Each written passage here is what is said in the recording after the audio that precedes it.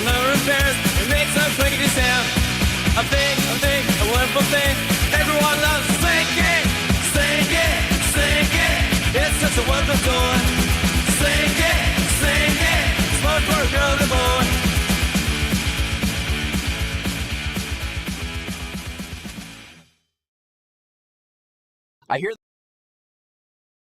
I hear the Retropalooza guys are going to be talking about you tonight.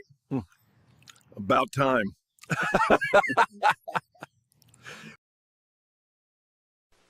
Holy icicles! In their daily pursuit of justice, our superhero characters do battle with the world's most evil villain. Where will the next evil villain come from? Maybe you will create them in Post Superheroes Create a Villain Contest. Grand prize. 9 kids win a one-week trip to Hollywood. They'll have breakfast with these superheroes. And the villain they've created. Second prize, 1,000 win bicycles. Millions will enter, and everyone who does gets Superheroes Puffy stickers. Details on specially marked boxes of Alphabet, Super Sugar Crisp, Honeycomb, and Pebble cereals. You can draw and paint your villain in the picture provided. 3 different pictures. Superman, Wonder Woman, Batman, and Robin. 3 grand prizes per picture. The most original villains win. Holy Hollywood! Post Superheroes Create a Villain Contest. Details on specially marked boxes of Alphabet, Super Sugar Crisp, Honeycomb, and Pebble cereals.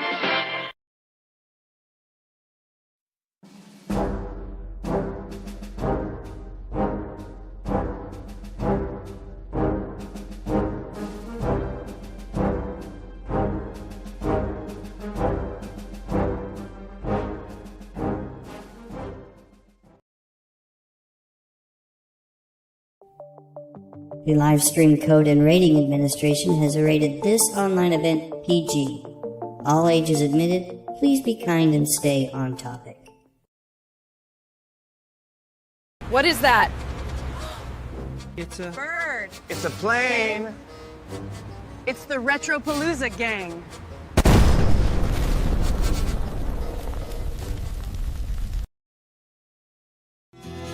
Four pals just hanging out, nostalgia in the air. Classic shows to celebrate with laughter we all share. We call it a Retropalooza, it's an hour or 2 of fun. We're nerding out together and we could probably use some sun. Oh, we're the Retro Pals, living in the past, broadcasting memories that forever last. Retropalooza, where the old scenes play, laughing till the night turns into day. Good evening and welcome to the Good Stuff Live. My name is Dave Sundstrom, and if you enjoy talking about music, movies, mostly classic TV from decades gone by, you've come to the right YouTube channel, and you are definitely watching the right live stream tonight, because this is Retropalooza number 12, if you can believe that. This is the 12th one I've had where I've invited 3 of my favorite retro brothers to join me to discuss a particular topic. Tonight's topic is none other than the Man of Steel. Superman himself felt like the right thing to do given the movie that is currently playing on big screens everywhere. But what a rich legacy this character has, and so we're going to talk about favorite TV show versions of Superman, favorite movie version, that kind of stuff. We'll also talk a little bit about the movie, I'm sure. But before I do any of that, I want to say hello to everyone. I'm going to go really, really fast because I've got the Retro Pals all waiting in the wings. And we will be talking about Lonnie in just a minute. Hey, Dolph, welcome. Danny Staten, good to have you here. Let's see, channel member Lance Chaffin, Kenneth Wilkinson, welcome. Tom McCluskey, hey, good to have you with us. Melina Long, welcome to the live stream tonight. Adrian James, always a treat to have you on hand, Adrian. Let's see who else is here. Lots of conversation. Oh, there's channel member Zuperplex. Good evening to you, Zuper. Let's see, who else is here? Karen Lee is here with us tonight. Welcome, Karen Lee. Henry Squatch, nice work with the emojis there, my friend. Channel member Lance Chaffin says, I think Dave is doing a Remind giveaway tonight. I am indeed.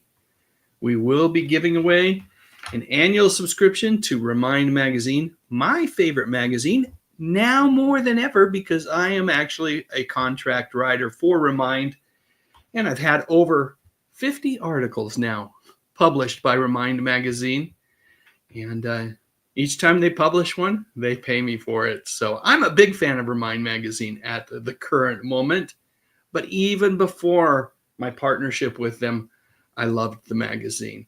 Claude Sailing, welcome, welcome. Good to have you here.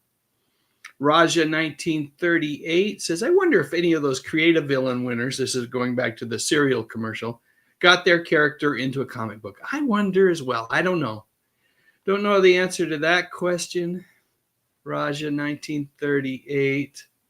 Let's see who else is here. Crazy Joe. Always great to have you here with us. So much fun to have my friend Crazy Joe Fiore in the house. What did I just watch? I watched your video on the Bewitched box set. Good stuff. And I agree in terms of they're messing around with the aspect ratio of that stuff. You don't do that. You preserve the 4:3 format. Crazy Joe says Tyler Hoechlin is now my favorite TV Superman. But before that, it may not have been a Superman at all, but rather another type of super being. Crazy Joe actually joined me a while back for a live stream on the Superboy TV show. Channel member John Collins is here. He says, hey, Dave and everyone. Dave, you're correct. Happy Gilmore fizzles out after 25 minutes. I'd say it fizzles out. It's a 2-hour movie. For me, it fizzles out the last half hour. No. There's a point in most of the final third act is a little rough. It's still a great movie, still a lot of fun. I enjoyed it a lot, and I enjoyed the ending too. So I got, it's an Adam Sandler movie. We can't be too hard on it. John goes on to say, as far as the new Superman films, why does he need so many sidekicks to save the day? Have you seen the movie? I don't know if you have. I thought they all had their place and they worked well within the context of the film, but now we're getting into a topic that I want to have with my retro pals, so we'll wait. Emily Miller, good to have you here. Booger414, welcome. Let's see. I think we're caught up. There's Angela McArdle. Good to have you with us, Angela. Welcome to the live stream tonight. Now, later on, I'm going to be asking you guys to all share your thoughts on Superman in TV and film. So I'm not going to read any of those other comments right now. But what I'm going to do is something critically important, which is to bring on my retro pals. We'll start with none other than the man himself, Thrush. Savior of this live stream, at least. Welcome, Bob. Well, thank you for having me, Dave. As always, it is an honor and a privilege. And it is for me, too.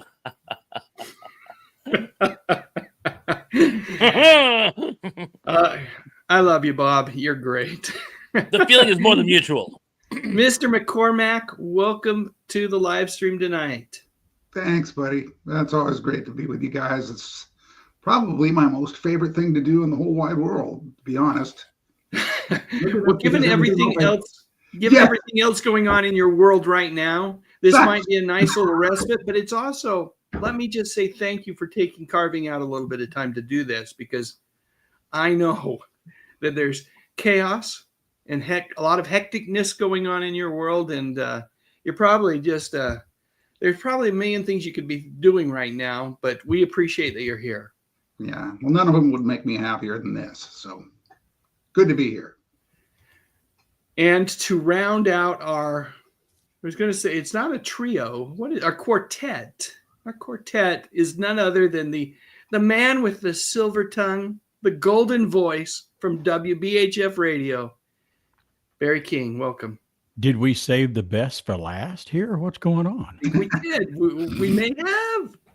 Sorry. Yes, I'm glad to be here. This is my second best thing to do in the whole world. I can't tell you. Well, if you think hard, you'll know what the number one is. But yeah, this is the second best. But it's a really good position to be in. Well, I'm hoping it's spending time with the missus that's your favorite thing to do in the whole wide world. That might have something to do with it. Yeah. Yeah. I don't think that's what he was talking about, but it's okay. Right. We all have our own Lois Lane that we you love to Yes. spend time with. Or Lana Lang too. We might have a Lana. Hold on, let me try. I got to try something. Hold on. Okay. Are my hypno glasses working? Do you know who Where'd I Barry am? go? Where did Barry go? Where is he? Clark. Where's BK? Oh, you're back. Superman. Oh my They gosh. work. They work. That They was work. close. Oh my goodness. I guess that's the answer, huh? Hypno glasses. That's fine. The batteries are on. Yeah. Yeah. Okay. All right. All right. So tonight's topic is Superman in TV and film. But before we get going, yesterday we all got some pretty rough news. Someone who I think we all enjoyed watching on a particular sitcom in the late 70s, early 80s. And then, she just entertained us for decades. Lonnie Anderson passed away at the age of 79. Apparently, all the articles I read indicated that it was after a long battle with an illness, and it had been quite a while. I think it was undisclosed. Did anybody hear what she was fighting against?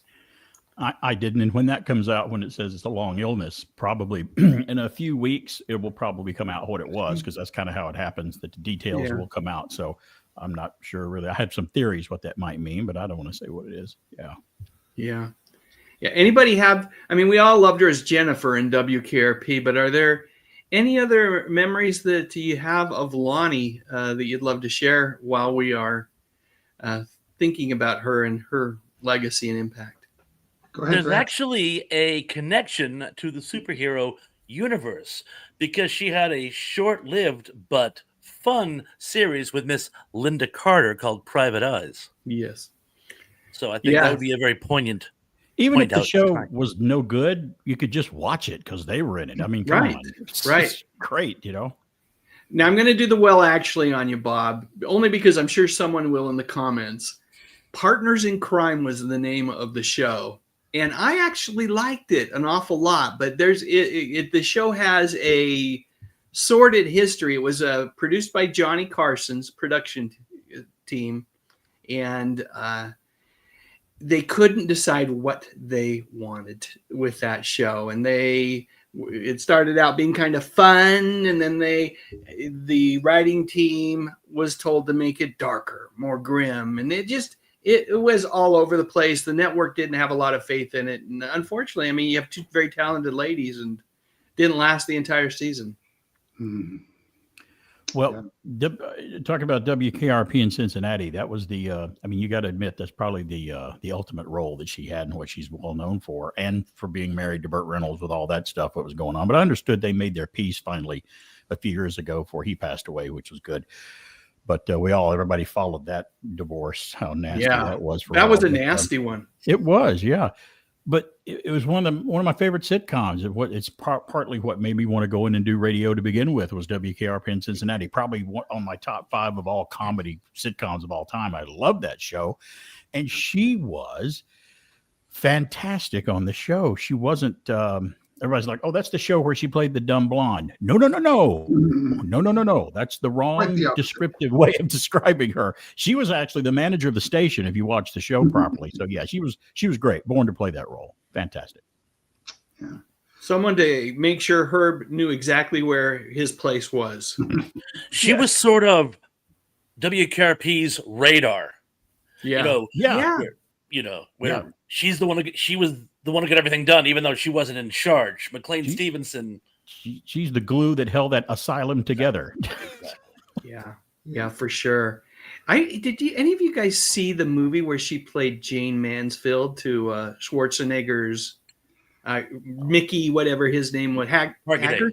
I saw it one time, and I don't know even if it's streaming. I haven't been able to see it again, but I did see it one time back when it was a rerun of it on a television station showed it as a movie, and that's the only time I ever saw it. Was many years ago. Yeah, I thought she was good. She was great. Yeah, she did a great job in that show. It's interesting you mentioned the divorce, and all the nasty things that Bert said about her while they were going through it, right? Which is typical of couples, unfortunately, when they're hurt, right? They lash out. But it kind of left this idea in my head that she was a difficult person. But boy, I'll tell you, I've been reading a lot about her over the last day or two as I've been wanting to learn more about her beyond the roles that she was in. And it really sounds like she was a sweet lady. She certainly, her colleagues like Barbara Eden, Morgan Fairchild, lots of folks that really loved working with her. Barbara Eden had a fantastic post about her on X, which was really nice to read that. She was handled for a time by my publicist friend Harlan Bowl, and really I feel so bad for Harlan because they were really, really, really close. As was he and Loretta Swit. As was he in his house that burned down in the LA fire. This guy, I tell you, I ever think I'm having a bad day, I just think about what Harlan's been through, and he's still going through. And this one really affected him. He put up a tribute that was unmatchable. And again, that speaks to how sweet she was, because he's the genuine article. When he says this person's a good person, they were. And my fun story is, for my 25th anniversary, I had her call and leave us a message on our cell phones. Wow. And she called and said, wow, 25 years. Boy, I never could have made that. You could see my track record. So she had a great sense of humor, and it's just it's a sad loss. But yeah. So Pat, you can actually claim that she called you. I can. That's nice. Yeah. Barry, you were going to say something. No, I just said I had a poster of her on the wall. I had one of her posters. She didn't sell as many as Farrah Fawcett did, because I think Farrah was the #1 poster person of the 70s. But Lonnie sold a few, and she had a pretty good poster as well. Oh, I know exactly the poster you're talking about. I remember seeing it. Kmart used to have like a poster. It was almost a rack where you could spin them and or swing them. You could swing them forward and see all the different posters you could buy. And it was not uncommon when we'd go shopping at Kmart to have that particular poster selected. Someone had decided that's what everyone needed to see, and it was a good bookmark. That was me. I went to all of them. I did that. I went to all the locations and put it there. You're the guy. Yep, I did it. All right. Why is it sticky? What's wrong with this thing? Oh, Barry must have been here. No, that was him. Eating candy. Yeah, from candy. Candy. Yeah, that's it. All right. Well, let's get moving on. Rest in peace, Lonnie Anderson. But let's get on to the topic of the day, which is Superman. I don't know. It was probably 3-4 weeks ago when I went out and saw Superman at the midnight showing with my son so that we could see it before anyone else. And I was, I really had a good time watching it. And I think I reached out to you guys and said, this should be our topic. Let's talk about not just the movie, but all the various iterations of Superman that, and Barry, rightfully, you said this could be a 3 to 4 hour live stream. Folks, it won't be. We're going to try to keep it lean and mean, but it could be. It absolutely could be when you start thinking about all the different, television shows and movies that this character has appeared in. Sure. Yeah, you're right. The Man of Steel. And I don't think there's any other superhero that's probably as well known and as popular as Superman. I mean, Batman's popular, Spider-Man, you can name a bunch of them, but Superman, he really was one of the first ones from Action Comics to be released in 1938. Yeah. And I'm like, and since then has just he's had his valleys and his peaks or whatever with popularity. But, you mentioned Superman in the deepest, darkest jungle somewhere, and someone who can't speak English, you can just show them that Superman emblem, and they're like, Superman, they're going to know it. It's just really wild. I really think that's true in some way. And I think more than any other hero, he represents an ideal, particularly of America, of the United States, too. I've heard folks complain, some folks in the industry complain that this movie is being hurt a little bit because Superman is so representative of the United States, and some parts of the world it's not being as embraced as it once was, but it's still. I also saw a newscast today where they talked about the film has broke 550 million and is now considered profitable, which is something that it's been a long time since a DC comic book movie. I think the last one was the Robert Pattinson Batman, and then the Joker movie, the first Joker movie, not the Lady Gaga sequel, but where they actually turned a profit. This is a big hit for them. Truth, justice, and the American way. I don't have a problem with that. Never have, and that's what it's always meant. And that's just that's meant to mean something good. I mean, people that have a problem with that will have a problem when they say, "Well, why did Neil Armstrong say one small step for man, one giant leap for mankind? Why only man?" I'm like, you don't really get the message that he's trying to say, do you? He mean mankind means everybody. I mean, just take it for what we mean it for. Don't nitpick. So, yeah, I agree with you. Yeah. Yeah. No, I love the phrase "truth, justice, and American way." I don't mind if I know the comics in many cases have said it changed it to a better tomorrow. In some cases, I don't care. I don't care when they say American way. I think that is more true actually to the character itself. But whatever works for whoever is the writer of the story, let them tell it the way they want to tell it. It can be their interpretation of the character. Because as you said, Barry, there's been just it's such a malleable character too. That the best superheroes are ones that you can put them in, let's go to Batman for just a second. You can put him in the most ridiculous of situations, like a 60s TV series, or the darkest of situations, like the Ben Affleck movies. And it still works either way. And the same holds true for Superman. Sure. I've always gravitated toward the bright Boy Scout type superheroes. I mean, there's nothing wrong with Batman or Wolverine or the Punisher. They're great too. But I've always leaned towards Superman and Captain America and Spider-Man, because the superhero is the name of what they are, and the hero part comes in. And I love the bright, shiny red, blue, and yellow costume of Superman. He's one of my, if not one of my favorites. He's definitely my DC favorite. Yes. Yes, I totally agree. So I think I know the answer. Did we all see Superman, the 2025 James Gunn version? Or Bob, are you still waiting to go see it? Full disclosure, long story short, my brother-in-law has been very ill, for those of you who don't know, and my wife and I have intended to see it, but every time we've gone to, family obligations have come up, and that's always more important. So we might have to stream it, but I have not as yet seen it. Sorry, guys. Yeah. And you know what, Bob? Family over films every day. Family over films every day. So let me ask the two fellers on the bottom here. What were your thoughts of the James Gunn Superman 2025? Shall we get our gloves on and headgear? You might have to. What, Barry? Are you deferring to me? You go first, Pat. Clearly. Jeez. I didn't like it. Talk to us about it. Tell us a little bit about it. I didn't like it.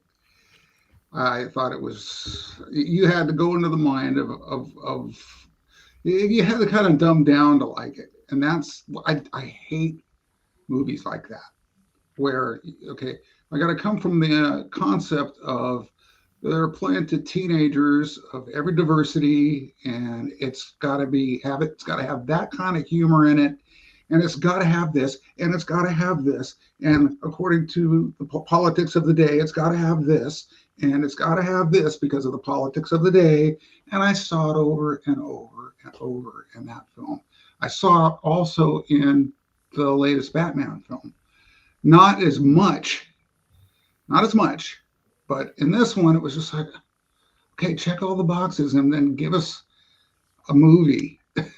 But see, I think I got so turned off by that aspect of filmmaking and the filling of the quota to make sure that we don't get the left too angry or the right to whoever too angry. It was politicized in a sense to me. And that's not truth, justice, and the American way. That's like, make everybody happy. Be sure every single type of person is in it, because if not, we're going to get letters and it's going to be bad. And I'm watching it, and it's like, I'm sitting next to my son who is loving it. Yeah. Yeah. So he can put himself there without that. But of course, he is in his 20s. Right. And here, so yeah, and you got this 61-year-old fart here whose dad flew in World War II. And I'm looking at it going, you didn't really. Okay, here comes the line. Holy sh! And that was the. Oh, it's so funny that they said that, and it's just. I don't know. I wanted to like it more. Of course, I wanted to like it. I'm a geek. I'm a nerd. I love the superheroes. But boy, it fell short for me. Art is a very interesting thing, isn't it? What one person can see and really love, another person. Sometimes it's just their moment in time where they are, and how that colors and impacts their enjoyment of film. But other times it's just. I know a handful of people that truly, truly love the 2013 Man of Steel with Henry Cavill, the Zack Snyder film, and they are just such very different movies, right? I rewatched that one recently, and it's just epic and grand, and there's this godlikeness to the Kryptonians and even Superman himself, and the way that the Kents are portrayed is dramatically different versus the James Gunn version. I love them both, though. I will tell you that I left the movie feeling like I'd had a good time. I left the movie feeling like still the Christopher Reeve movie for me is that's the bar. And right? That's the problem. Yeah. Because Chris set the bar for me. Yeah. And Richard Donner and Margot Kidder and everyone involved with that movie, right? It's just like, Gene Hackman. Gene Hackman, yeah. And so, again, if you're going to do it and the bar is there, doesn't it mean you have to beat the bar or at least get up to the bar? Or I don't know if it does. That's the thing. I don't know if I walked away from this one saying I had a really good time. Yes. I did see the check. I saw that there was, in many ways, there were boxes to be checked, but I had a good time. But I also felt like I walked away thinking, yeah, it was kind of a movie fast food, and that's the way I looked at it. Barry, we haven't heard your take. What did you think of this movie? Well, after that. Good night, everybody. I'll talk to you guys later. Hey, look, I think that people right now, as far as Superman goes, are in shock. I think we had a few Warner Brothers Justice Leagues with the Zack Snyder movie and the Justice League movie, and we set this precedent that went on for a while. And I guess Warner Brothers didn't really like that very much. It wasn't going really anywhere, so they decided to change gears again. And you've had different directors take a take on this. You mentioned Richard Donner, then we had Zack Snyder, and I've never thought that Zack Snyder was a bad director. No, I just thought the man. I love Zack Snyder's remake of Dawn of the Dead. That's my favorite movie. It's fantastic. Great movie. His Superman film was everything Dave said it was, but it was also something else that it shouldn't have been. It was just too damn dark. Yeah. At least for me, because Superman's not dark. Zack Snyder, you want to make that movie? Direct a Batman movie. I think you'd be much more appropriate directing a Batman film than Superman. The first part of Superman, Man of Steel, for me, was the best part. The part on Krypton at the beginning. It reminded me of Star Wars. It was very cool with Russell Crowe as Jor-El. Yeah. But I didn't care for that Warner Brothers tone that they had. I didn't care very much for Justice League. They didn't have much rewatchability for me. I can't go back and watch them over and over again like I can some of the Marvel films and even the Richard Donner Superman films, some of them. But I happen to absolutely love the new Superman film because for me, this Superman film is probably as close to the comic book that anything that I've seen since the Christopher Reeve film. And I'll tell you one thing, Nicholas Hoult as Lex Luthor, that Lex Luthor in this movie is more Lex Luthor than Gene Hackman ever was, because Gene Hackman was a Lex Luthor that he wanted him to be in that movie. He was never really like that in the comic book. Gene was funny, but he was a villain, but he was funny. And he made that role his own, and he was great at it. But Lex Luthor really was never like that I remember. And I read the comics for a long time growing up. But I thought what Superman needed was exactly what it got. It needed James Gunn to step in there and his sense of fun. I'm again with Dave. I had fun watching this movie. It reminded me more of Superman the animated series than anything else. It was fun. It had humor. Was supposed to have it. It had the beginning of the Justice Gang, as they call them. They haven't been called the Justice League yet. This was early. This was early for him. He's young. Lex Luthor's young in this, and they just kind of hadn't met for very long at this point. And they're just kind of starting out. So they're feeling their way and finding out what's going on. Was it a perfect movie? No, it was far from perfect. I mean, again, like Dave, my measuring stick for every superhero film that's made is Superman 1978 with Christopher Reeve. That's the best one that's ever been made. But I gave this film on 1 to 10. I gave this new Superman movie an 8 out of 10. I gave the new Fantastic Four a 9 out of 10 because I loved it as well. I told everyone right now, you can go see 2 of some of the most comic book accurate superhero movies that have ever been released in a while. And there's 2 of them out in the theater right now that are very accurate when it comes to comic books. But I loved it. I had to give it a thumbs up. David Cornsweet is fantastic as Clark and Superman. My complaints with it are minuscule compared to what I loved about it. You know, the one thing, I think it's been out long enough now. The one thing I didn't like about it is I did not like them changing the message from his parents to what it was. That left a bad taste in my mouth. I didn't like that part. I don't like it either. Yeah. I don't understand what they really accomplished with that, because it's other than it's a kind of a shock to find out what they were actually telling Kal-El to do. A little bit, yeah, I would agree with you on that. Hey, we got a super chat from John Collins. I want to just throw out to both of you guys. I have my theory here. And again, I mentioned earlier, I didn't mind all the sidekicks, but John says, I have seen the new Superman film. Why does he need so many darn sidekicks to save the day? Anybody want to make a guess on that one? The best thing that John Byrne did in the 80s when he relaunched Superman called the Man of Steel.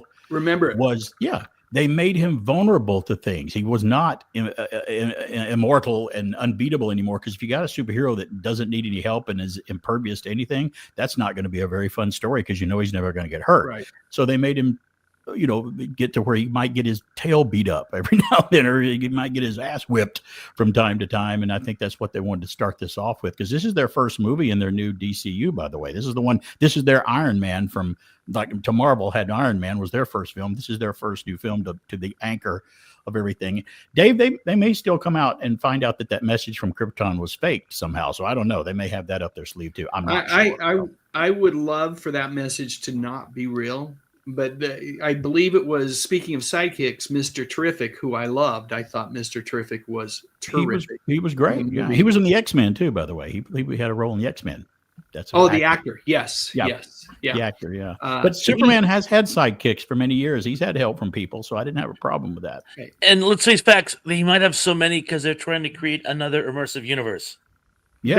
That was where I was going is the checking the box thing is add a few characters in so that you can start building out this universe, which started with Peacemaker and Blue Beetle, but that's the plan. I did want to say, Mr. Terrific, he said that wasn't faked. That was the reason I brought up Mr. Terrific, and I think he's the second smartest guy in the world, according to the show. So in the DCU, yeah, you're right. And I'll agree with Pat as well, as far as like the part about the countries fighting each other. I don't know that we necessarily needed that in the movie to bring that sense of realism to what's going on overseas and stuff like that. But sometimes that would creep into the comic book. Sometimes real world stuff even mirrored Star Trek stories a lot. So a lot of fiction brings real world happenings in. But I want to escape from that with this kind of stuff. I don't want to be in the real world, and that was it. To me, it was like, But I found this new Superman movie even more of an escape than the Man of Steel, though. I found it more fun, more escape. I just found it more fun than the other ones that came along. Better than anything Marvel ever did? No, not much. Oh, we're going to go to Marvel. That's a whole different thing. It sounds to me like Barry actually preferred First Steps, which I did not, by the way, but preferred First Steps, Fantastic Four First Steps. Yeah, I gave First Steps one higher point than Superman, only because Superman has been done so many times. And I'm like, okay, another Superman. Here we go again. But Fantastic Four had only been done a few times, and now they finally got it right. I think they finally did the right thing now and got it correct. So I love that. Can't we count, if we count the Roger Corman unreleased version of Fantastic This is the fourth film iteration of that quartet as well. Which I have a bootleg copy of. It's great. I love it. As do I. Isn't it great? I loved it. It was my favorite till this new one came along, by the way. That's it, Thrash. You and I have nothing. I'm sorry. I saw the trailer for Fantastic Four, and when Grimm opened his mouth, I went, and I'm out. Grimm has a voice like this. It's clobbering time. And he has this like sing-songy voice. I'm like, the actor who plays him is phenomenal. I'll take your word for it. But like he's never going to convince me of Grimm.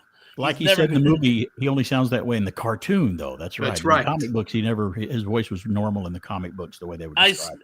So maybe the cartoon has unfairly influenced me. But when I think of Grimm, I think of. If you like the cartoon, you're going to love the movie too, and that's all I'll say about that. You'll like it. There's something in there. Yeah. I know they got the robot. I know they got. They have Herbie. Oh yeah, Herbie. that and something else too. Yeah. Herbie was introduced, by the way, in the 70s version of the cartoon because they wouldn't allow Johnny Storm to be in that version because they were afraid kids were going to set themselves on fire. Doesn't that say a lot for the generation of that era? Because in the 60s cartoons, they had Johnny Storm. So I guess the 60s kids were okay with it and burned the house down. Hey, we've got a $20 super chat from Angela McArdle who says, haven't seen the 2025 Superman yet, but loved the ones with Christopher Reeve.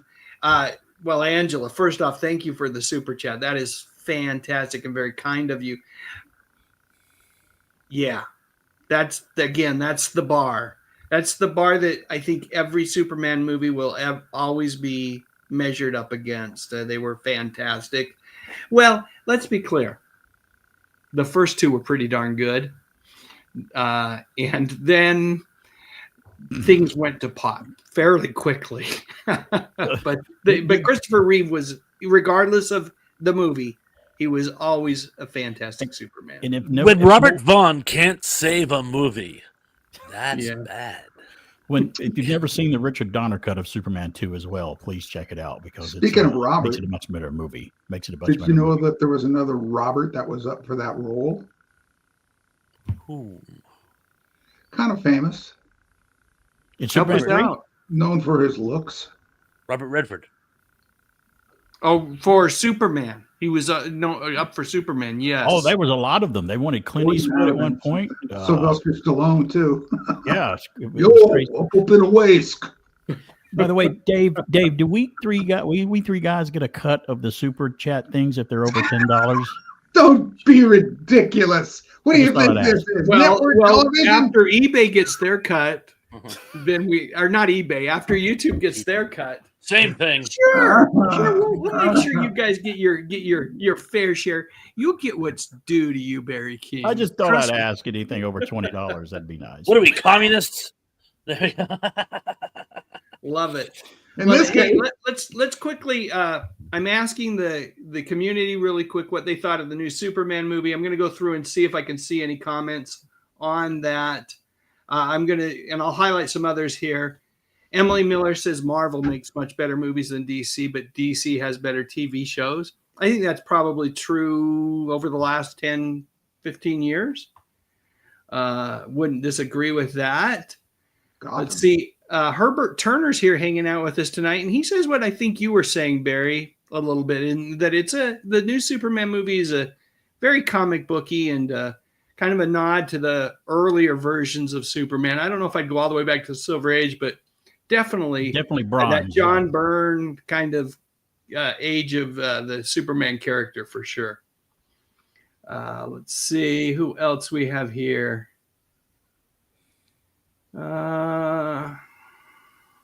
BK, so agree with you. Both films are great. Talking about both Superman and Fantastic Four First Steps. Emily Miller, speaking of Fantastic Four, has no plan to watch it. Why does everybody like Pedro Pascal so much? He was the one I was most worried about in the movie taking over this role, but he handled it extremely well. It was very surprising. Yeah. He does seem to be in everything, Emily. I don't know why. He's so utilized these days. Like there's no such thing as typecasting with some people. It's just like he's taking over the Johnny Depp. He's the Johnny Depp, new Johnny Depp. It's almost like a superpower, you know. They have that many big prominent roles. It's like, okay, you can't do. Well, I guess you can. They won't know who you are. It'll all be original, right? Yeah. Devlin Bishop says, I love the new Superman movie. I think it's a fresh take and feels like what comic book movies should feel like, fun for the whole family. That was one of the nice things. It was a movie that you could take the whole fam to and not feel too bad about it. Well, Pat took part of the family to it, so yeah. That's all right. And his family liked it. I held my son's ears for a couple. Like, don't hear that, son. Don't hear that. I have been pointed out by channel member Lance Chaffin that I've missed milestone chats, so let's quickly hit those. Look at that. We've got Sarah, a.k.a. My Flock is Everywhere, who says hello, and she has been a member of this channel going on 7 months now. So appreciated, Sarah. Thank you so much. Channel member Angela McArdle, 27 months. Well over 2 years. If you count the time on Patreon, probably has cracked the 3-year mark. Channel member Lance Chaffin says, thank you, Dave. Be well, my friend. 35 months, crossed 36 for sure with Patreon. And I think that is the milestone messages for right now. So thanks for the reminder, Lance. Let's go ahead and stop there with this conversation and take that off the screen. Thanks for sharing, fellers. And Pat, I appreciate you sharing your perspective on it as well. You know what? There are movies absolutely that everyone else has loved that when I've seen it, for whatever reason, just hasn't been for me. It's just not my thing. Can't be right about everything. Just get rid of the checklist. Get rid of the checklist. Yeah. Make a movie of nothing but pure creativity rather than, oh, well, we've got to have this and we better have this or we're going to be in trouble. Yeah, we got to have this. Or there's going to be a problem, or somebody's going to say something. That's fear. I think Gunn is probably a pretty savvy marketer, given that he's, the position he's in, not just a filmmaker, but as head of DC Studios, and clearly he knew what he had to incorporate in it. What did you think, though? I said we're going to be done, but I do have to ask you guys, what did you think of Eve Teschmacher and did you notice that even Otis was in the movie? Otis Berg was his name. Otis, his last name was Berg. Yep. Yeah. Loved both of those characters and thought they were great fun. And I really, really liked, in addition, this isn't a sidekick, but I thought the guy who played Jimmy Olsen was really great as well. And I was happy to see Jimmy Olsen last longer than James Olsen did in Batman versus Superman. Right. Oh yeah. Oh, he's a great actor. He was in the Fabulous Gemstones. Yes. Yeah. He is great in that. Yeah. And he says that when he got contacted by his agent to go read for Superman, he for some reason was under the impression he was reading for the title character. I don't know how. I don't know what he was thinking. But anybody could be Superman. Anybody. But buddy Nathan Fillion is Green Lantern too. Wow, what fun that was too. I don't think John feels like we covered this enough because we're getting asked it again. He wants to know specifically, Pat, John Collins, longtime community member, wants to know your opinion about all the sidekicks saving the day. Very confusing. That's all I can say. I mean, there's only one Superman, and if he is the Superman, he really doesn't need that much help. Come on, the Beatles said you get by with a little help with your friends. But... I mean, and that's the thing. It's like he needs more friends. Check. Oh, and I love Crypto too, by the way. I love Crypto. I mean, again, I feel like such a, Barry. I'm going to go see that movie again. And I went, you go see that movie again. I'm flying out to Atlanta and you and I are going to go have some pie. I did love Crypto too. And I thought that the gal from not Game of Thrones, whatever the sequel is, the House of Dragons, who's going to be Supergirl, I think she's going to be great. Millie Alcock, yeah. Yeah. Crypto to me was like Yoda in The Empire Strikes Back. I knew he was fake, but after about 5 minutes, I'm like, this dog's alive. I mean, he's CGI, but they did such a good job with him, and he's based on James Gunn's real dog. I think that was great, and I thought he was alive through the whole film. Yeah, he had the most personality in the movie. He was quite rambunctious for sure. Yeah. All right, this is a good stopping point for that. I am giving away a subscription to Remind Magazine. How are we going to do that? Let's see. I believe I need you all to put #super in the chat. All lowercase, #super in the chat if you would like to be part of the drawing. We'll watch some commercials real quick and then be back in about 2 minutes to do the drawing and talk some more about Superman. So let me find those commercials. Love Connection, 2 and 2. 2 and 2. Well, I'm going to make it 3, almost 4, because I've got 2 sets of commercials. The first one is kind of a tribute to Lonnie, and then we'll move into some Superman themed commercials. All right, be right back, folks. Hang out with us. #super in the chat if you would like to be eligible for a drawing to Remind Magazine. I still love you, Pat.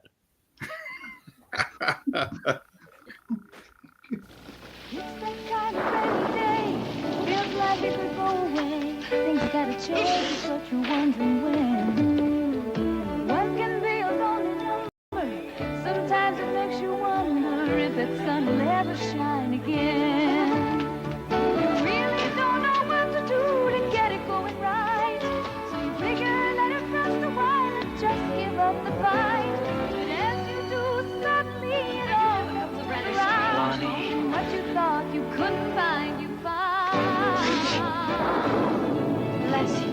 Looking good together, looking good, looking good. Looking good together, looking good, looking good. Good things to share, good friends are there. Looking good together. Yeah. Hi, I thought you might like to come to my party. Why, how nice of you. You and CBS, you're looking good.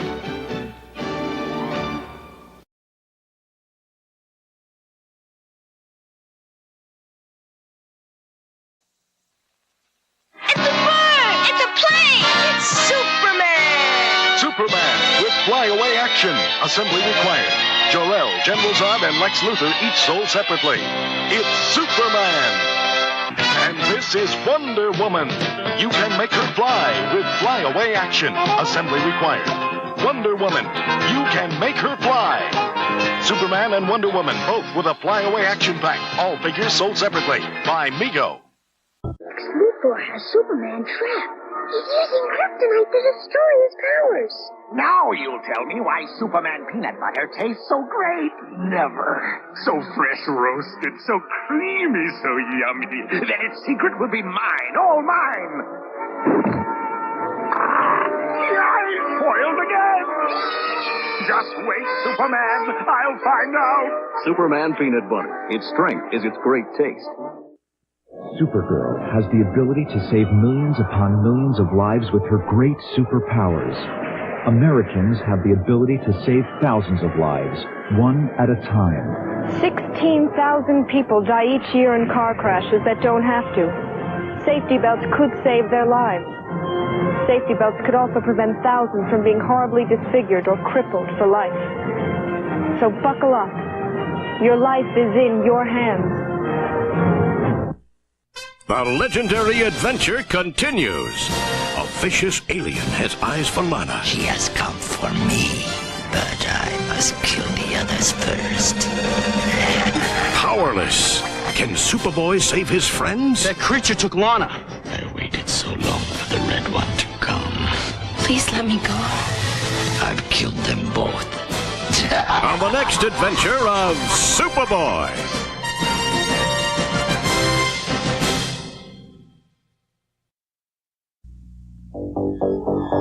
Coming from the farthest reaches of the universe to challenge the worst villains on Earth are the most powerful heroes ever in the battle of the Superpowers Collection. Can it be the Supermobile on the attack, the Lexor 7 armed with Kryptonite? Will the Supermobile repel those deadly rays? You bet. Ready for battle. Activate RAM. New from Kenner's Superpowers Collection. Vehicles and figures with power action, each sold separately. Flying lessons for Penguin, fish bait for Luther. Can the Supermobile defeat the Lexor 7? You decide.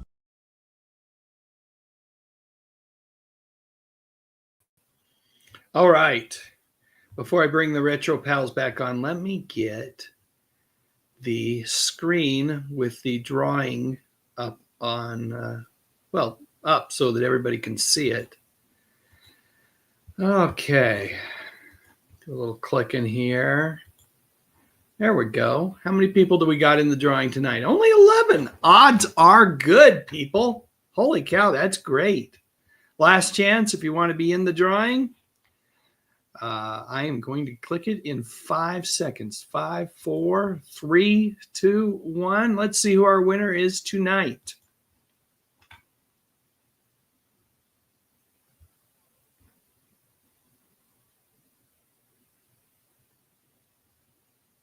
And our winner tonight is Melina Long. Congratulations, Melina.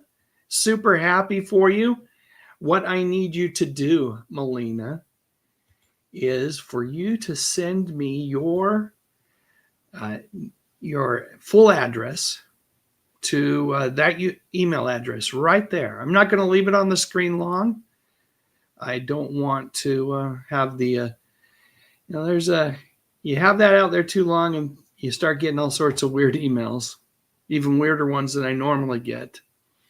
But you can always pause the live stream or go back and check later to find that email address again. But send me your full address and I will forward that on to the good folks at Remind Magazine, and we'll hook you up with a full year subscription to the magazine. It's my favorite magazine, and I think you will enjoy it an awful lot as well. Congratulations to you. All right, let me go ahead and take that off the screen and bring back the Retro Pals. I think you're all in the same spots. That's perfect. That's great. That doesn't always happen, but there you are. And I have another question for us topic. Who is your favorite Superman? And I'm going to start. I'm going to just work clockwise if I can. If you guys will allow me to do that. We'll start with Thrash Pondo himself, Bob Pons. And why don't you let us know, talk to us about your favorite Superman. Well, I have to go back to the origins in the primal swamps of my memory. And I started watching reruns of Superman, the George Reeves television show, when I was just a little bit of a thing in an old black and white set. I believe there was some color and some black and white. To me, they were all black and white because I had a black and white set. And there was just something really approachable and patriarchal and just heroic about the man. He was every bit a superhero, but he was a superhero that could also be your neighbor. And I absolutely adored him. I thought he was great. I remember the scenes where like bullets would bounce off his chest. I remember being as a kid, I would like stand in the shower and pretend the shower water was bullets bouncing off my chest like Superman. I loved the George Reeves Superman when I was a kid. Yeah, he's great. And it's as I was researching for this live stream, I ran across a number of articles about the Superman curse and the number of tragedies that have occurred, that have befallen folks that have been involved in the production, whether they're playing Superman or other characters in the movies and TV shows. But George's is particularly tragic, and there's still a lot of question marks there too regarding what happened with him. But boy, he sure was a great Superman. And up until the 1978 film, he was my favorite as well. And still, it's almost like it's tough to say who is your favorite Superman when it's almost like comparing apples to oranges when you talk about those two portrayals of the character. George was he was so fantastic. And I can see why, legions of children were heartbroken and traumatized when they found out that he was gone. Very much just so. like a lot of people were when Christopher Reeve had his accident. I mean, it struck a lot of us that way too. Yeah, for sure. But there would have been no Christopher Reeve without a Yeah. George Reeve. That's the true. one thing I always have to. Yeah, You have to absolutely. put the cart in front of the horse, Yeah. Pat, you're up. Favorite Superman? I know which one it isn't. I think we all got that right. But, it's the thing about it is it's obvious who really had the biggest impact for that role. Yeah. We all know. And then what he did, what happened to him, and the way he just persevered and turned out to be Superman in real life. So there's no taking that away from Christopher. Yeah. But I'm with Rash. George was my favorite because classic TV is my favorite. That's my thing. And having older brothers and an older brother and older sister, the older siblings, if it wasn't for them, I wouldn't have been into classic television, but that they loved their TV shows. And we're talking in the late 50s, I wasn't there, early 60s. And by the time, maybe 1965, 66, when it would come on, it was so spectacular just seeing him standing there. I don't know if he was on the moon or something, or with the American flag. He was on the moon. Yeah. And it's just like, I just happened to be on the moon. It was like, this is the coolest thing I've ever seen. And he was a great actor. He was a movie star. Yeah, and he was. So he came in and nailed it. And then of course the fact that he could laugh at himself. Case in point is Lucy appearance. Yes. So it was kind of like, he checked all the boxes. Oh no, not that term again. But yeah, to me, he was it. And he didn't have to build himself up too much, as you could see. He had already had the physique, of Superman. I thought he could have been a little more buffed because that suit was a little too revealing to his drawbacks, I guess. Yeah. Like, looking a little saggy there, George, but his whole thing is he never smoked and drank and swore in front of the kids with the suit on. But all the rest of the time, boy, can you imagine? But that was his claim to fame. It's like, I never do it when I'm out there as Superman. Right. The rest of the time, woohoo! So anyway, George was my favorite. Chris, of course, was the best. Yeah. But not my favorite. Yeah, I think, you did a good differentiation there. You're the best doesn't always have to be the favorite, right? Right. And Chris Reeve, as wonderful of an actor as he is, he truly is an amazing actor, was an amazing actor. He had more tools available to him as well. I mean, what George made work in the 50s versus Chris in the late 70s, he had more tools. Yeah. It's kind of like Adam West too, right? Both Reeves and West, they didn't get to do the molded plastic, and neither did Chris Reeve either, come to think of it. But these days, everybody gets the muscles in the suits and all that kind of stuff. We're kind of like comparing George Reeves to Christopher Reeve is like comparing Adam West to Michael Keaton. You had two different eras, and the little guy a little later with muscles and stuff come along. But I think if anyone said their favorite superhero is George Reeves or their favorite Superman is Christopher Reeve, I wouldn't argue with either answer. If anybody said either one of those, would be fine. Yeah. Well, knowing that we like nostalgia too, and that was the other thing. Yeah. I mean, there's just we all have a soft spot for George and Chris, right? And George, because we all watched oodles of those reruns growing up. But Barry, what about you? We've talked about both those guys. Is there someone else that comes to mind? Well, I think I'm the only one out of this group that did not get to see The Adventures of Superman as a kid because they just didn't rerun it that much in my market. You know where I got to finally see that show? When Nick at Night reran it. I got to watch it when Nick at Night showed it back in the 90s. And I'm like, wow, this is actually a pretty good show. I can't say that, like I said before, if anyone says he's their favorite Superman, that's a totally valid answer. My favorite Superman, to me, the answer is Christopher Reeve, because he's the one that I'd read the comics before. I was already familiar with Superman.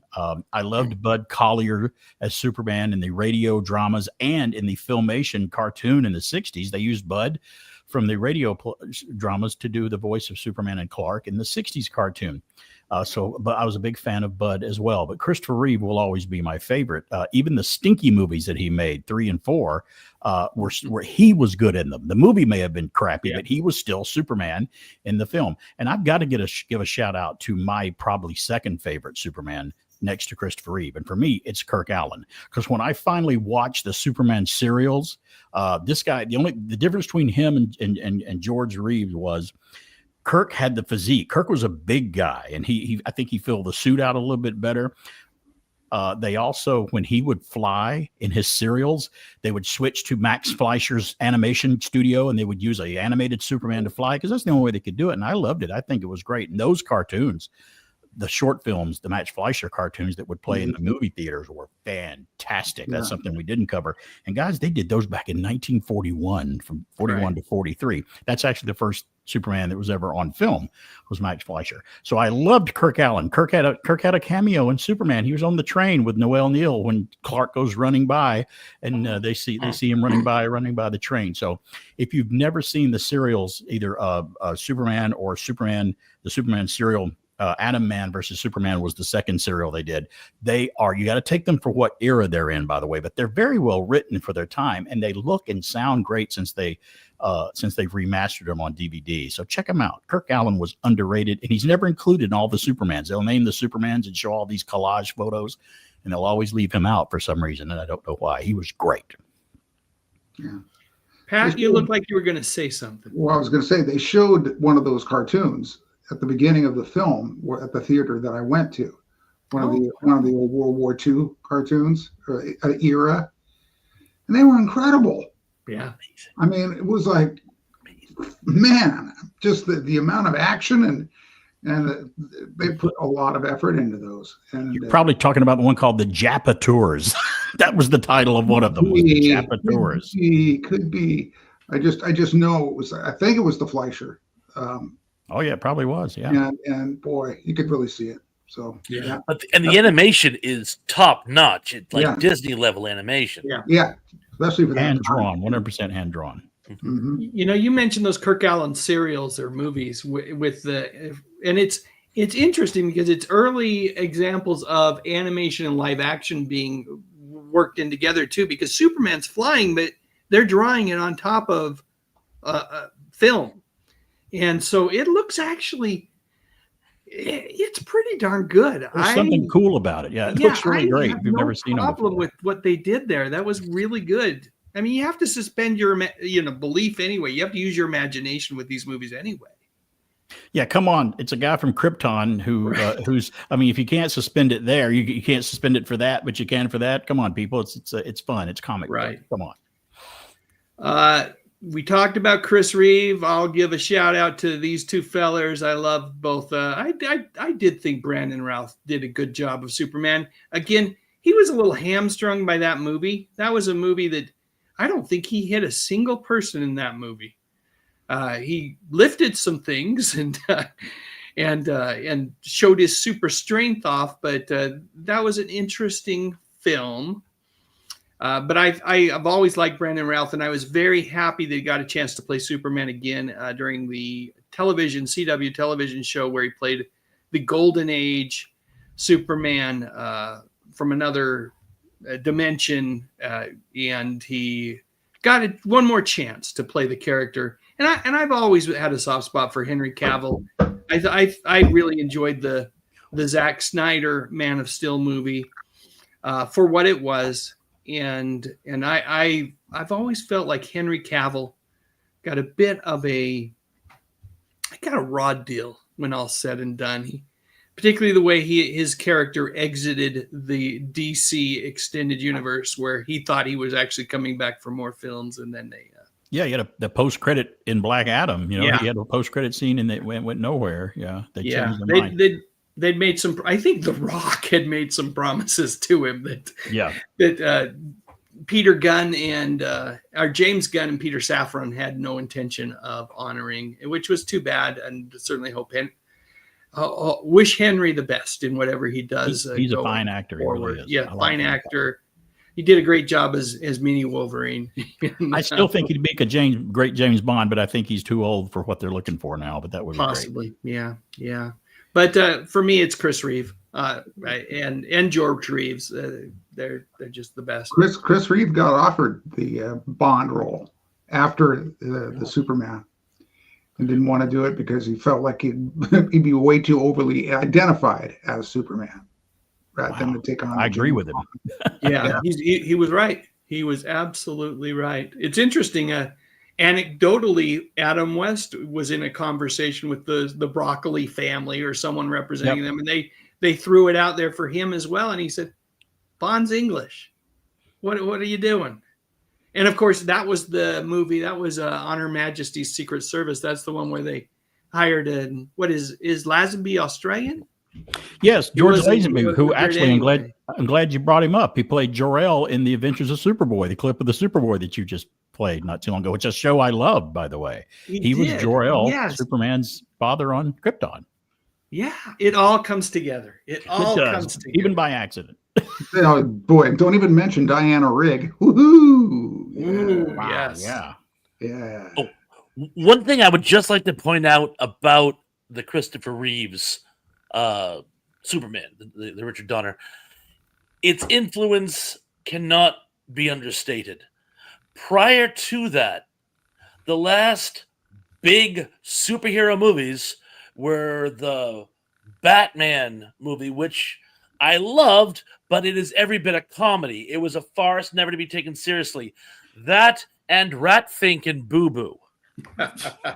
Superhero movies had been relegated to farce. Yeah. Superman, the Richard Donner film, made it a serious, bankable project. It may have taken a few years to get off the ground with a few misfires on television, but we would not have had Michael Keaton's Batman if it weren't for Richard Donner's Superman. And that sort of created the explosion. Now, if anything, I think we have too many superhero movies.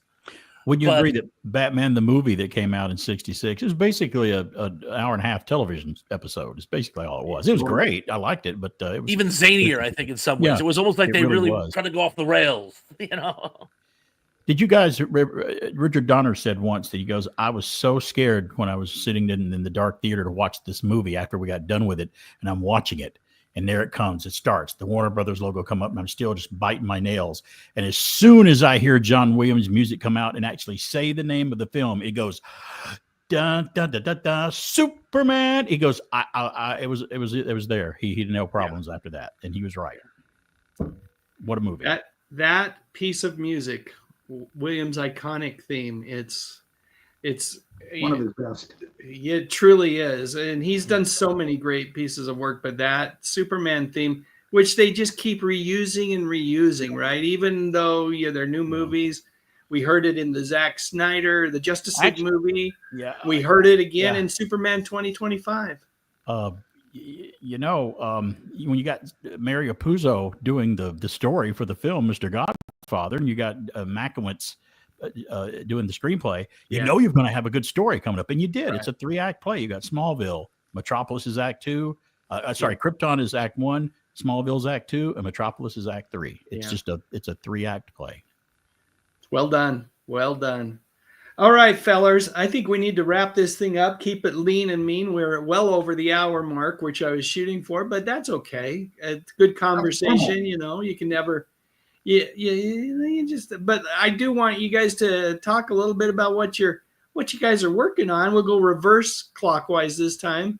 Barry, why don't you tell everybody what you're up to these days? I think a lot of them know what you're up to, but for any stragglers, any newcomers, let them know what you're doing these days. Well, I do what these other guys here do, only not quite as good as they do it on YouTube, but I do it on the radio. Hey, I do it on the radio. Just don't get caught. BK on the air every Saturday from 10 a.m. to noon on WBHF Radio, AM 1450 to 100.3 FM. You can stream us at WBHFradio.org. 10 till noon Eastern every Saturday. I do the live show, and you can download our radio app, WBHF Radio app. It's free, and you can stream this show from there live, or if you miss it, you can go into our archives on the app. It's all free. Go in and just, I missed it from last week. Let me listen to a show from last week. And, if you don't want to use the app to listen live or listen, if you don't want to listen to the podcast to hear my old episodes, you can also get it on Spotify. So just search for it out there. You can find WBHF out there, and you can find me. Born in the 60s, I grew up in the 70s, and I graduated high school in the early 80s. I guess a lot of these guys, some people can identify that. Some are a little older than me, some are a little younger than me, but that's the era that I come from. I had a 10 lunch box in junior high school, 3 of them from elementary school to the 9th grade. So that's me in a nutshell. Gen X, BK on the air, and BK on the air at gmail.com, and check out my YouTube channel too. It's not as big as theirs, but I try to have a good time. There's good stuff on there. There's definitely stuff to be enjoyed. Thank you, fellas. Mr. McCormack, how about you? Tell us a little bit about what, besides all the work on the house and all that stuff, but you have some things you're doing, right? Sure. Just what it is, I don't know. You've heard the term life happens, right? Well, that's kind of what's happened, life. And in extreme forms. I can't complain in that there's no sickness or death, but just about everything else is something I'm dealing with in my world. And I'm looking forward to the page turning, which according to my buddy Marcus Aurelius is everything changes. And I'm really up for a change so that I can start playing again. Because that's what the 4 of us have in common, is the fact that we can play. We can enjoy the nostalgic aspects and the aspects of, just the friendships that I've made with you guys, which I value far more than anything I ever done creatively. But I am completely out of play mode, and I don't recommend that to anybody. Unless you have to get stuff done. I was going to say something else, but that's kind of how it's been. I'll say it for you, Pat. Pat's getting shit done right now. Yes, that's the word I was saying. And, it's one of those like, okay, does everything have to go wrong? It's like that movie, The Money Pit. Yeah. Watch The Money Pit, and you'll know what my life is like right now, basically. But in the meantime, there still is a live YouTube channel out there. Yes. With a tremendous amount of wonderful, wonderful interviews. What I'd encourage you guys to do, if you haven't, is we lost Lonnie yesterday, but not so long ago, we lost Loretta. And there's some great stuff on here that Pat has had conversations, I say plurally, with Ms. Swit, in addition to a host of other well-known stars from the 60s, 70s, and 80s. So if Pat can even make Parker Stevenson open up, and that is no small feat. So check out his channel, folks, and hopefully we get him back to play mode soon so that we can enjoy more material from him. That's why I'm here. Because you guys do bring me into that, and I appreciate it. I appreciate it here too as well. I see y'all. I see all my friends there in the chat. Bob, what's new in your world, my friend? Well, I'm still doing my Sunday night chats. Sometimes I do it with our channel friends, Danny Staten and Sister Sarah.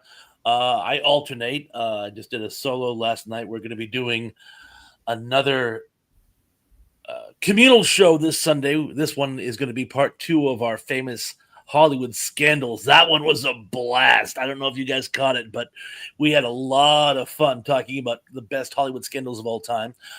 I haven't put up much content lately, but I promised another friend of the channel, I have my Wretched Recaps where I take an old vintage comic and give a sort of comedic retrospect of it, where I kind of read it through in a humorous and entertaining way.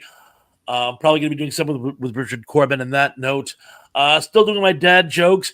And I recently had my first battle of the dad jokes, to which I actually prevailed. I have offered a rematch, but was that yes, with I Tug? had my first. Was that with Tug? No, that was on Snarky and Sarah's show. Oh, okay. They produced the champion, and we went head to head, and I prevailed. I won't say the better man won because he was certainly a competition, but I did prevail. So I put in the win column on moving forward. There will be rematches, and hopefully I'll prevail there as well. But those were a lot of fun. So I'm still doing my vintage sci-fi and my forward-thinking dad jokes.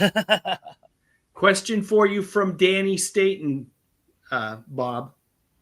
Why don't you freeze up on my shows?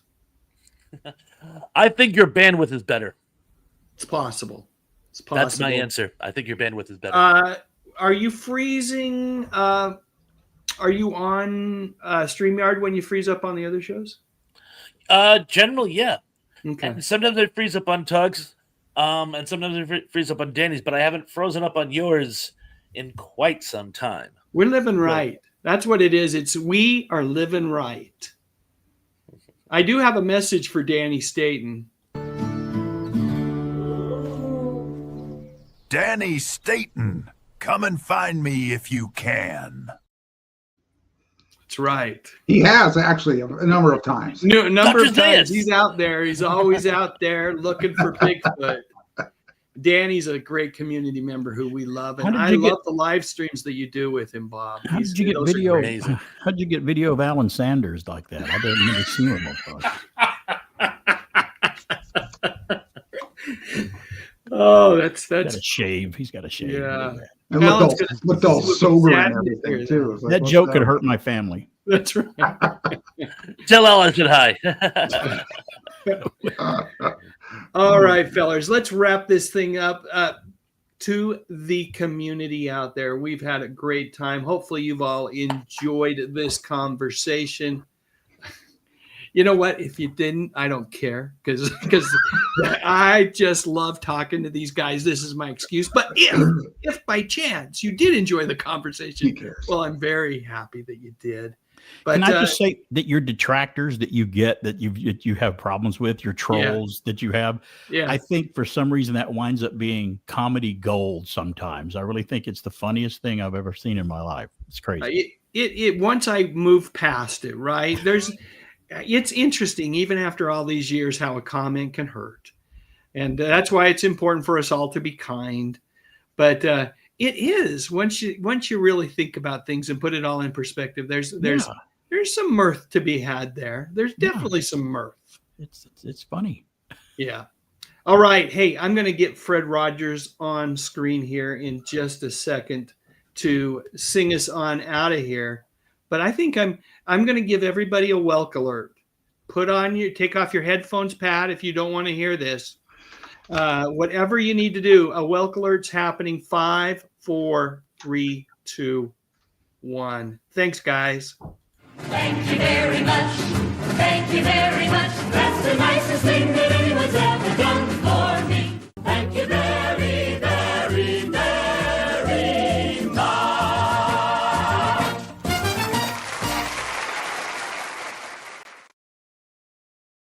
You are special.